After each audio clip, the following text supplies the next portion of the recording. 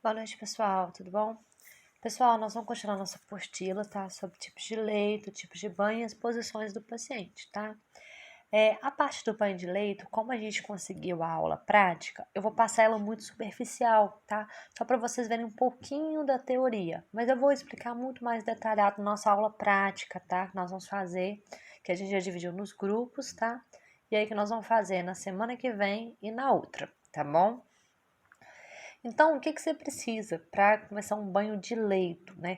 Primeira coisa, quando que a gente vai dar um banho de leito no paciente, tá? Quando o paciente estiver impossibilitado de se levantar para poder tomar o banho de chuveiro, tá? Então, às vezes um paciente é acamado, às vezes pode ser um idosinho, tá? Que não consegue levantar mais, um paciente que está em CTI, que está entubado, tá? Pode ser um paciente que teve um paciente pós-operatório, cirurgia que não pode se movimentar ainda, está em repouso absoluto, tá? Pode ser um paciente sofreu fratura, vamos colocar fratura nas duas pernas, na bacia, na coluna, que é difícil, que deve evitar a movimentação, que ele não pode fazer o sobrepeso, nem dar o banho de cadeira de rodas, tá? Então, existem N motivos. Ou um paciente que tem alguma patologia, alguma outra doença, que não consegue levantar, tá? Por algum motivo, tá? Então, o motivo pra gente aqui no momento não faz a diferença. Mas se é um paciente que está restrito a repouso absoluto ou que ele não consegue se movimentar, se levantar para poder tomar o banho, como um paciente que está entubado, sedado, tá? Ele é um paciente que ele vai ter que tomar banho, tá? O paciente não fica lá dias no hospital, num CTI, numa clínica, sem tomar um banho, tá? Então, o banho, ele deve ser feito no leito do paciente, tá? Ele é dado um banho, a gente chama de banho de pano, que a gente vai dar praticamente, tá? Então, o que você precisa? Você precisa de esponja, tá? Ou, geralmente, em hospital, a gente não vai ter esponja. A gente vai ter aquelas compressas cirúrgicas, tá? Que lá na aula eu vou mostrar pra vocês. São tipo paninhos, tipo guardanapos. Guardanapos não, tipo os panos de prato, tá? Só que são compressas cirúrgicas que são utilizadas para poder molhar na água e passa o pano no paciente, tá bom? E aí, você deve separar duas bacias, né? Uma você coloca com água pura, você pega a água do chuveiro, tá bom? Porque a água tem que ser quentinha, não pode ser água gelada também, não. Tadinho do paciente, tá frio, né? Imagina, você vai dar um banho pro paciente geralmente de manhã, que é quando o técnico vai dar o banho. Aí você combina com a sua colega, vamos colocar que você tem 10 pacientes, 5 são seus, 5 são dela. As duas se ajudam, né? Então, vocês duas vão dar o banho nos 10 pacientes. Então, né, vão as duas juntas que vai mais rápido. Gente, o banho de leito, vocês vão ver que é impossível praticamente você dar o banho sozinha, porque você tem que movimentar o paciente o tempo todo. E aí você precisa, se você não puder ter a ajuda de uma colega, enfermeira, né? Você pode pedir o próprio acompanhante, se ele tiver, para poder ajudar no banho, tá bom? Não tem problema. Então, antes de você começar o banho, você deve reunir todos os materiais, tá? Orientar, se o paciente tiver consciente, você vai orientar o paciente do procedimento, tá? Lembrar de manter a privacidade do paciente, então colocar biombo em volta da cama, né?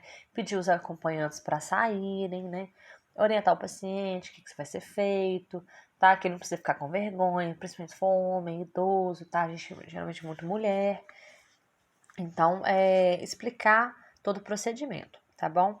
A água deve ser uma bacia com água morna, limpa, e a outra geralmente você coloca o sabão, tá? Ou pode ser o sabonete em barra, ou sabão líquido, tá? O que o paciente trouxer, Geralmente eles trazem, ou se não trouxer, o hospital fornece, aí o hospital fornece em barra. Aí você joga o sabonete dentro da água, dá aquela esfregada para poder derreter e a água ficar ensaboada, tá bom? E lembrar sempre que deve tirar todo o sabonete para não ficar irritando a pele, tá bom? Lavar o cabelo. Pessoal, a questão de lavar o cabelo é sempre uma incógnita, tá? Porque raramente a gente vai lavar o cabelo no hospital, a não ser que o paciente consiga ficar em pé, tá? Aí sim ele pode lavar, não tem problema nenhum, não. Mas banho de leito, raramente a gente vai fazer, em último caso, tá? E isso eu posso até contar um caso para vocês, tá? Eu, Ana Flávia, né? já sofri um acidente de carro há uns anos atrás, onde eu fiquei grave, né? Eu bati a cabeça, eu fiz um corte na cabeça e a cabeça sangra muito. E meu cabelo sujou muito de sangue. Só que eu perdi a consciência, eu fui entubada, né? Fui pro CTI em Belo Horizonte, no hospital em Belo Horizonte, fiquei bem ruinzinha, sabe? Fiquei um tempo no CTI e então, quando a gente tá entubado, CTI, não tem banho de chuveiro, não tem opção. E eu estava em coma, né? Eu fiquei em coma por um tempo. E aí eles me deram banho de leito. Todos os dias tem que ser dado banho de leito. E no banho de leito, eles não lavaram o meu cabelo, por mais que fosse um CTI de um hospital em Belo Horizonte, um hospital particular, tá? CTI com plano de saúde, bom e tudo bonitinho. Não me deram, me davam banho, mas não lavaram o meu cabelo. E aí, a minha mãe conta, porque eu não lembro, tá? Minha mãe conta que quando eu fui pro quarto, minha mãe perguntava o que eu queria, eu falava que tudo que eu queria era um banho. Porque a sensação que ela falava que eu relatava é que eu não tomava banho, que era banho de pano, e tudo que eu queria era um banho, que eu queria lavar a cabeça. Porque o meu cabelo ficou muito sujo de sangue. E aí, a minha mãe me deu banho, depois no chuva em cadeira de roda, tá? Ela conseguiu me dar o banho e conseguiu lavar meu cabelo. Só que meu cabelo ficou tanto tempo com sangue seco, grudado no meu cabelo, que o meu cabelo deu fungo, tá? Depois eu tive que, quando eu tive alta, saí do hospital, eu tive que fazer um acompanhamento com dermatologista, porque para poder cuidar do couro cabeludo, do meu cabelo, porque ele deu fungo devido ao sangue ter ficado no meu cabelo por tanto tempo, ter secado, aquele sangue seco, né, ficado no meu cabelo, tá? Então, gente, eu falo isso pra vocês porque, né, pra vocês saberem da cacondó de mim não, tá, gente? Isso é só pra mostrar pra vocês que acontece, tá? Em que geralmente o paciente acamado, raramente, muito raramente, a gente vai dar o banho lavando o cabelo, tá? O banho, lavar o cabelo, geralmente é quando você tá em cadeira de rodas, tá? O paciente consegue ficar em pé, consegue ajudar. Aí sim, pode lavar o cabelo. Fora isso, acamado raramente. Só se você tiver muito tempo, que dificilmente você vai ter, tá bom? Então, se vier a ser para vocês lavarem o cabelo do paciente, tem que ser shampoo especial, um shampoo que consiga sair fácil, de fácil enxague, para isso, tá? Lembrar sempre de pegar as toalhas. Geralmente o paciente leva, ou o acompanhante leva a toalha do paciente, tá? Se não tiver, o hospital fornece, tá? Lembrar de pegar mais de uma, pelo menos duas toalhas no mínimo, duas de banho, mais uma de rosto, tá bom? Então, ter sempre as roupas de cama perto também, que à medida que você vai lavar, vai dar um banho de leito no paciente, você já vai trocar a roupa de cama ao mesmo tempo, tá? Então, você já deixa a roupa de cama pronta, porque quando você for dar o banho de leito, você vai molhar o lençol. Então, você tira o virol, né? Tira o cobertor, tira o travesseiro, você vai dar o banho no paciente, depois você vai trocar o lençol, lembrando que o paciente não vai sair da cama. Então, na aula prática, eu vou ensinar vocês a trocar a roupa de cama com o paciente em cima dela, tá bom? Então, lembrar sempre de levar as roupas também quando for dar o banho no paciente, tá? Então, o que você vai fazer? Orientar o paciente o que vai acontecer, ou o familiar, tá? Vai retirar a roupa do paciente, tá? Lembrando de manter a privacidade, tá? Lembrar que o paciente vai estar sentindo frio, por mais que esteja o calor que for, o paciente vai estar molhado, então qualquer ventinho vai sentir frio, o paciente já vai estar com a imunidade baixa, então tomar cuidado para ele não pegar uma pneumonia, então proteger realmente o paciente, tá bom? Então o banho ele tem que ser uma coisa rápida, você não vai ficar dando banho de 2 horas no paciente não, tá? Então o que você pode fazer? Tira a roupa de cama, a roupa do paciente, tá? Então você tira o lençol, tira o virol, tira o travesseiro, tira a camisola do paciente, tá? E aí você vai tentar já começar de forma rápida, porque tá você e sua colega, tá? Então como é que você começa? Sempre que a gente for fazer a higiene, sempre é sentido céfalo-caudal, ou seja, da cabeça pro pé, nunca o contrário. E você nunca vai fazer movimentos de vai e volta, não, é sempre sentido único. Vai, vira pro outro lado, vai e vira, tá? Então você nunca vai fazer vai e volta, esfrega para um lado para o outro assim, ou assim não, é sempre vai, pega de cima para baixo, de cima para baixo, de cima para baixo, tá? Então você começa lavando o rosto, tá? Do paciente. Lembra que eu ensinei vocês a fazer a bonequinha? Aqui, ó, cadê, ó? A bonequinha. Isso aí vocês vão fazer a bonequinha, mostrei como é que é. Aí você vai limpar o olho, vai limpar o nariz, tá? No rosto do paciente vai passar apenas água morna, água pura. Não vai passar sabão, porque pode cair sabão no olho do paciente, tá? Pode cair na boca do paciente. Então você pode limpar, fazer higiene oral, limpar o olho, tá? Nariz, orelha, tudo bonitinho. E aí você vai do pescoço pra baixo, tá? Cadê? Que agora você começa do pescoço pra baixo, tá? Então você começa passando a água com sabão, tá? Você não precisa passar água molhada, depois passar com sabão e depois enxaguar. Você pode passar já direto a água ensaboada. Então você passa no tórax, no pescoço, nos braços, tá? Até o umbigo. Você vai limpar todo o tórax da frente do paciente. Depois você vai vir com a toalha, com a compressinha com água, tirando todo o sabão. Lembrar de não deixar sabonete, sabão no corpo do paciente, porque pode dar atrito e pode ferir o paciente, tá? Aí você limpou o tórax todo, tá? Passa sabonete, o pano com sabão, depois o pano com água, tá? Para tirar todo o sabão. Depois você já vem com a toalha secando, tá? Para o paciente não ficar molhado muito tempo, tá? Fez isso, tá? Olha lá, lava os braços, tá? Raramente você vai lavar o cabelo, mas se vier lavar o cabelo, tem que colocar a bacia, uma bacia especial, tá? Ou colocar uma compressa por baixo para o paciente poder lavar a cabeça do paciente, tá? Mas dificilmente isso na prática a gente vai fazer, tá bom? Então, lavar debaixo dos braços, tá bom? Lava o ombro todo do paciente, lava entre os dedos, tá bom? Então, você vai lavar o pescoço, o tórax e o braço do paciente, tá? Acabou de fazer isso, você vai lavar o dorso, você vai cobrir o paciente com uma toalha, um lençol, tá? Já secou. E aí você vai começar a parte de baixo, tá? Vai lavar as pernas do paciente, tá?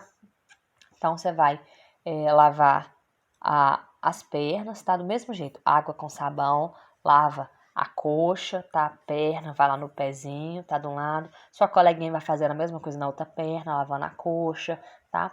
Pessoal, genitália.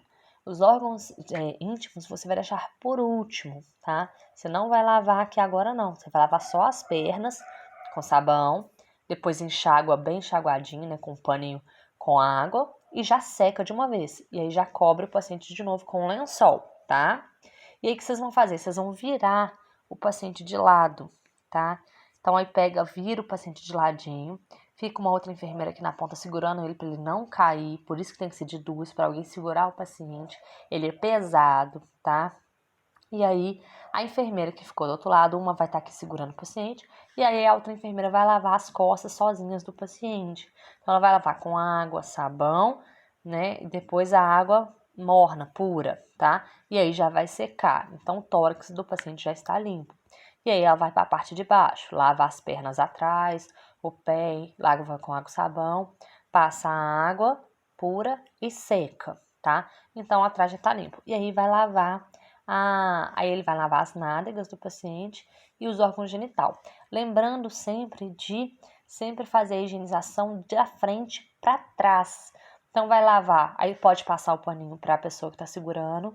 Essa que está do lado de cá segura um pouquinho.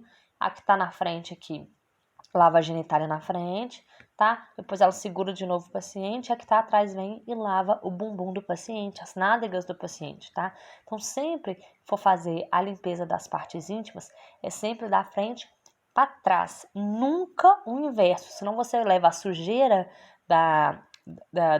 das nádegas do paciente para frente. Principalmente se for mulher, você pode causar infecção urinária, outros tipos de infecções mais graves, tá? Então, sempre de frente para trás, tá bom?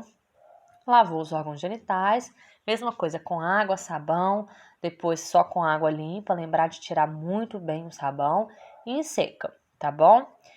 Isso tudo você vai ter feito de luva, tá? Nunca de coisa à mão comum, tá bom? Sempre você vai estar de luva, vai estar com o seu jaleco, tá bom? E aí você vai passar um óleo que o paciente estiver usando, tá? Vai passar um hidratante no paciente, porque o bom óleo hidratante, ele vai facilitar para manter a pele do paciente úmida. E assim ela não resseca e não abre ferida. Então, o óleo de girassol, um hidratante, sempre orientar a família para levar, para poder manter a pele do paciente hidratada e úmida, para evitar de abrir alguma ferida, tá? Algum tipo de machucado no paciente que pode contaminar, tá bom?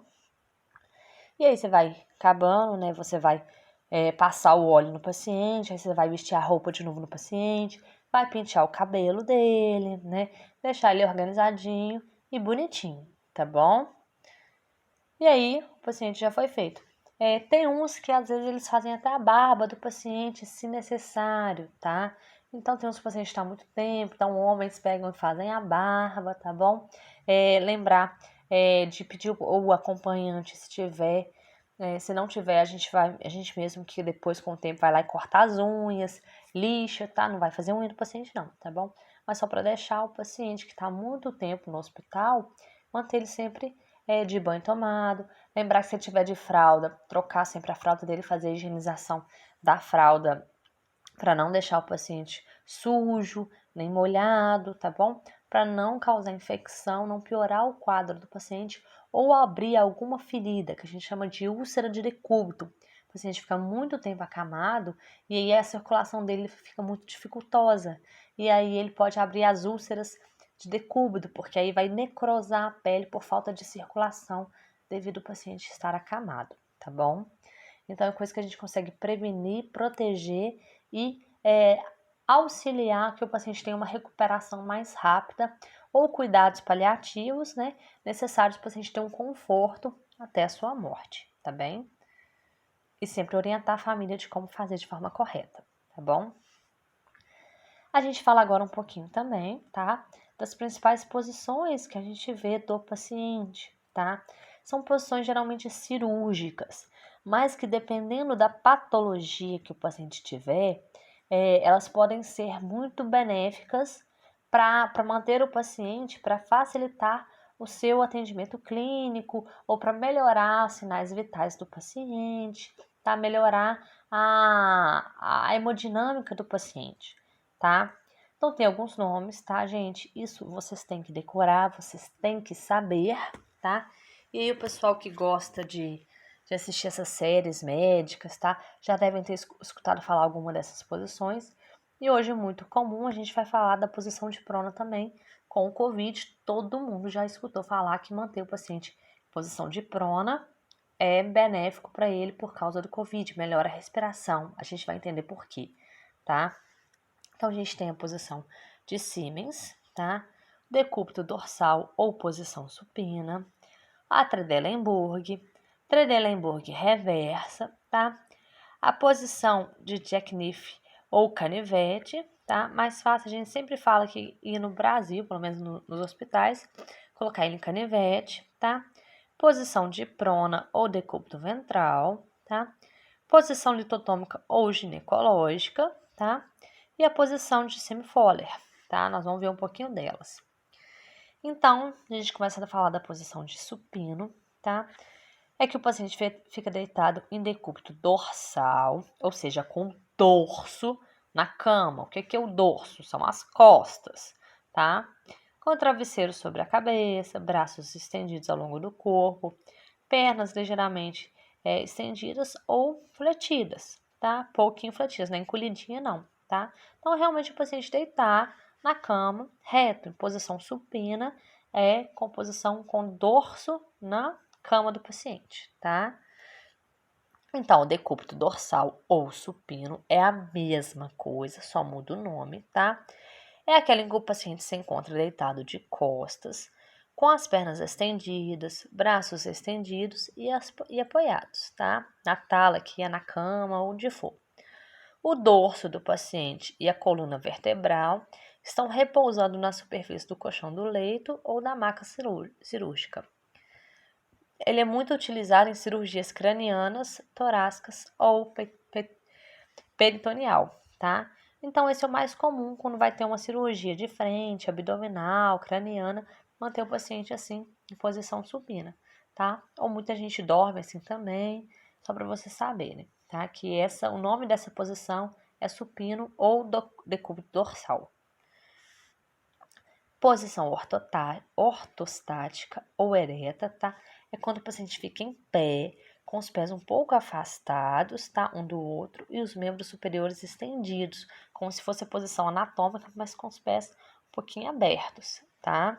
E os braços para baixo. O peso fica distribuído igualmente, tá? Entre os membros inferiores, ou seja, entre as pernas. O peso é dividido por igual, tá? Ele é bom para ser feito um exame neurológico para avaliar a questão neurológica do paciente, tá bom? Decúbito ventral ou prona, tá? Muito falado hoje por causa do Covid. O paciente fica deitado com o abdômen para baixo, os braços estendidos para frente, apoiados. O sistema respiratório fica mais vulnerável na posição de decúbito ventral. Então, ele é muito indicado, por exemplo, para cirurgias de hérnia de disco, de coluna, tá? No Covid, gente, ele é bom por quê? Vamos pensar aqui. Se eu deitar meu paciente em posição de supino, tá? O que eu tenho aqui em cima do meu pulmão? Imagina que o pulmão do paciente está aqui, né? Ele está aqui. O que eu tenho em cima do pulmão? Eu tenho as minhas costelas, eu tenho músculo, tá? Eu tenho gordura, tanto a gordura aqui do peito, tanto de homem quanto de mulher, quanto a gordura do abdômen. Imagina um paciente muito gordinho, tá? Mesmo que ele fosse magrinho, ele também tem aqui os órgãos vitais, a gordura e a pele. Então, eu tenho muita coisa em cima do pulmão do meu paciente, né? Agora, se eu deito ele em posição de prona, ou seja, de barriga para baixo, o que eu tenho nas minhas costas? Eu não tenho órgãos vitais, eu não tenho pouquíssima gordura, né, em comparação com o abdômen, então eu só vou ter o quê? Costela, músculo e pele. Então, eu diminuo o peso que eu faço em cima do pulmão do meu paciente, tá? Com isso, o meu paciente tem uma respiração melhor, mais fácil, porque eu diminui o peso que tinha em cima do pulmão, entendeu? Por isso, a posição de prona hoje é muito indicada para paciente com COVID, porque ele facilita a respiração. O COVID dá problemas respiratórios e ele facilita a respiração do paciente, ok? Decúbito ventral, o paciente fica deitado com o ventre para baixo, tá? É como se fosse uma posição de prona, só que os braços ficam fletidos debaixo da cabeça do paciente, tá? Então, tem aqui a posição de prona, só que com os braços fletidos, tá? Aqui, ó, posição de prona, paciente em decúbito ventral, com a cabeça, pode virar a cabeça para um dos lados, tá? E os braços ficam para cima, com os cotovelos fletidos e as pernas estendidas. Então, posição de prona, o paciente fica com os braços estendidos. Posição ventral, o paciente fica com os braços fletidos. Diferença de decúbito ventral para posição de prona, braços fletidos no decúbito ventral e na prona, os braços estendidos, abduzidos para cima, tá bom? Então, o decúbito ventral ou a prona, todos dois, o paciente fica deitado com o abdômen para baixo, braços estendidos para frente, apoiados em talas ou debaixo da cabeça, tá? E aí o sistema respiratório fica mais vulnerável em posição de decúbito ventral, indicado para cirurgia de hérnia de disco. Ô, gente, acho que eu voltei aqui, ó, tá? Isso, pronto. Passei para frente, voltei. Decúbito lateral ou de Siemens, tá? Então, nessa posição, o paciente permanece em decúbito lateral, tá? Esquerdo ou direito não faz diferença, com a perna que está de lado para cima flexionada, afastada e apoiada na superfície de repouso. É indicada para cirurgias renais, tá? Porque aqui ó, fica muito liberada a parte do rim, tá? A parte aqui da coluna de trás, que estão para fazer cirurgias renais. Então, deito o paciente de ladinho, tá bom? Com a perna de cima ligeiramente fletida, tá? Dobradinha, tá? Pra frente, tá bom? Então, posição de cima isolateral, ela é indicada também para alguns exames, tratamento, ou enteroclise, tá? Que alguns enemas e outros procedimentos por via retal. Então, às vezes, para fazer uma colonoscopia, tá? Coloca o paciente em posição de Siemens, que é essa, que ele fica com uma perna só fletida virado de lado, tá bom? Posição de litotomia, tá? Ou ginecológica. As meninas todas já sabem, né? É aquela posição bem agradável quando a gente vai fazer o exame, né? O Papa Nicolau, nosso exame de rotina, tá? Que todas devem fazer todo ano, tá? O paciente permanece em decúbito dorsal, ou seja, com as costas deitadas na maca. As pernas ficam flexionadas, afastadas e apoiadas em perneiras, tá? E os braços ficam estendidos ou apoiados, tá? Ela é indicada para cirurgias de vasectomia, tá? Vasectomia não, gente, perdão. Histerectomia. De histerectomia vaginal, tá? Feita em mulheres. A paciente é colocada em decúbito dorsal. As coxas são bem afastadas uma das outras e fletidas sobre o abdômen. Para manter as pernas nessa posição, usa-se o suporte, que são as perneiras, tá? Ela também é indicada para curetagem, tá? Parto, toque, tá? Então, são posições geralmente ginecológicas muito femininas, tá bom, gente? Trendelenburg é o paciente literalmente de cabeça para baixo, então ele fica esticado, mas de cabeça para baixo, tá? Então, ela é uma variação do decúbito dorsal, onde a parte superior e o dorso é abaixada e os pés são elevados. Então, o pé fica mais alto que a cabeça, tá? Isso ajuda a manter as alças intestinais na parte superior da cavidade do abdômen. Essa posição é utilizada para cirurgias de órgãos pélvicos, laparotomia de abdômen inferior, tá?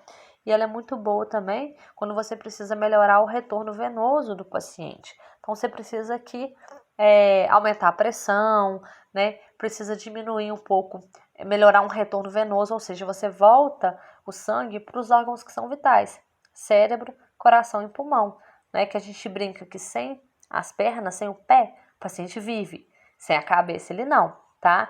Então, você tem que fazer com que o sangue circule nos órgãos vitais, cabeça, pulmão, coração, rim, tá, intestino. Então, você precisa que tudo funcione, que os órgãos vitais principalmente funcionem.